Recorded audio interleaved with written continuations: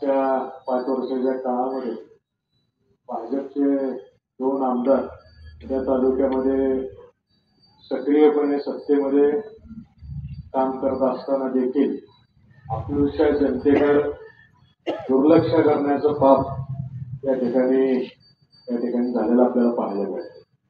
आणि आज आपण पाहतोय की प्रचाराच्या निमित्तानं हीच मंडळी आपल्या जनतेला आवाहन करतायत की आम्हाला सत्ता द्या, आम्ही या ठिकाणी विकास करू. मला आवर्जून जनतेला सांगायचं की पुढच्या वेळेस ही मंडळी परत आल्यावर तुम्ही त्यांना जाब विचारला पाहिजे की मागच्या वेळेस आम्ही याच अशा भूलथापांना बळी पडून तुम्हाला या ठिकाणी अकलूजची सत्ता त्या ठिकाणी दिली, अकलूजची आमदारकी त्या अकलूजच्या जनतेनं अशा खोट्या भूलथापांना बळी पडून त्या ठिकाणी आमदारकी हे भाजपच्या ओटीमध्ये टाकले. पण काय झालं, गेल्या 5 वर्षामध्ये भाजपचे माजी आमदार सन्माननीय रामभाऊजी सातपुते साहेब अकलूजकडे फिरकले सुद्धा. आणि आज आम्ही ऐकतोय प्रचार सभेच्या माध्यमातून अकलूजमध्ये दहशत होती, अकलूजमध्ये विकास कार्याचा अभाव आहे, अशा अनेक मुद्दे त्यांनी त्या ठिकाणी मांडले. तर म्हणजे अकलूजच्या जनतेने तुम्हाला निवडून दिलेलं असताना अकलूजचे ह्या मूलभूत सुविधा सोडवणं हे अकलूजचे आमदार या नात्याने आपलं काम होतं. पण आपण सोयीनुसार त्या ठिकाणी दुर्लक्ष केलं आणि अकलूजच्या जनतेला सत्तेमध्ये असताना वाईट टाकायचं काम हे पाप या ठिकाणी आपण केलं. ना आज खऱ्या अर्थाने आपल्याला हक्क नाही अकलूजच्या जनतेला आज मत मागणं. दुसरे आमदार त्या अकलूजचे सुपुत्र सन्मान्य रणजितसिंह मोहिते पाटीलजी यांनी सुद्धा अकलूजचे सुपुत्र असून सुद्धा अकलूजच्या जनतेकडे दुर्लक्ष केलं. ही दुर्दैवी बाब असून सुद्धा आज आपण पाहतोय की सातत्यानं ज्यांच्या हातात ग्रामपंचायत आहे, आज तीच लोक सुद्धा परत म्हणतात आम्ही अकलूजचा विकास करू. देशाला स्वातंत्र्य मिळाल्यापासून अकलूजची ग्रामपंचायत मोहिते पाटलांची ताब्यात. आज गेले 15 वर्ष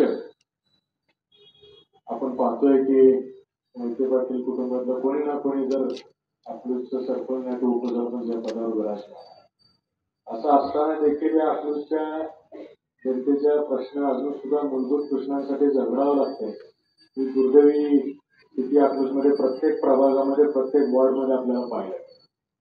त्यामुळे जर सत्ता असताना आपण काही करू शकला नाही तर आज तर आपण विरोधी पक्षामध्ये बसलेला, विरोधी पक्षामध्ये आपण अकलूजच्या विकासासाठी लागणारा कोट्यावधी रुपयाचा निधी कसा आणणार याचं खरं पहिलं उत्तर आपण या ठिकाणी अकलूजच्या जनतेला दिलं पाहिजे.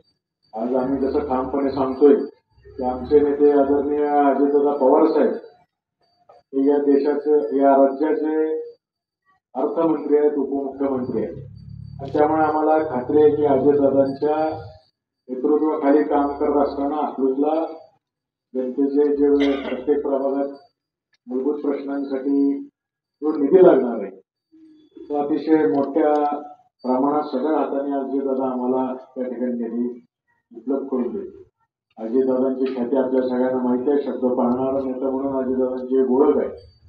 विकासाच्या कामांसाठी नेहमीच अजितदादा सक्रिय होऊन त्या ठिकाणी प्रश्न सोडवण्यासाठी वेळ देतात. अशा नेत्याच्या शब्दावर विश्वास ठेवून आम्ही या घड्याळ चिन्ह समोरील बटन दाबून या उमेदवारांना विजय करून अजितदादांच्या माध्यमातून विकासाची गंगा परत एकदा अकलूजच्या नगरीमध्ये आणण्यासाठी आपल्याला आवाहन करण्यात उभं आहे. तसं विरोधकांकडे एकतर विरोधी पक्षातले नेते, विरोधी पक्षाची काय अवस्था आहे ते स्वतःच त्यांनी अनेक वेळा अर्ज देऊन सांगितले, अधिकारी आमचा ऐकत नाही, निधी आम्हाला मिळत नाही. अशा परिस्थितीमध्ये अकलूजसाठी निधी तुम्ही कसा आणणार हा खरा प्रश्न आहे. आणि दुसरं पॅनल आहे भाजपचं. भाजपला सुद्धा आमचं आव्हान आहे की तुम्हाला सत्ता या ठिकाणी दिलेली असताना सुद्धा तुम्ही अकलूजच्या जनतेकडे पाठ फिरवली आणि आज तुम्ही आम्हाला या ठिकाणी परत एकदा खोटं आश्वासन देता की या ठिकाणी आम्ही स्वतः सत्तेच्या माध्यमातून अकलूजच्या जनतेच्या विकासासाठी पैसे आणू. तेव्हा माझे जनतेला आव्हान आहे की यांच्या भूलथापांना आपण बळी न पडता घड्याळासमोरील बटन दाबून नगराध्यक्षाच्या उमेदवार ॲडव्होकेट देवयानी रासके आणि नगरसेवकसाठी उभे असलेले उमेदवारांच्या समोरील घड्याळ बटन दाबून या उमेदवारांना प्रचंड मताने निवडून द्यावं एवढंच विनंती आव्हान या ठिकाणी आपल्या सर्व नागरिकांना करतो. शब्द संपतो. जय हिंद.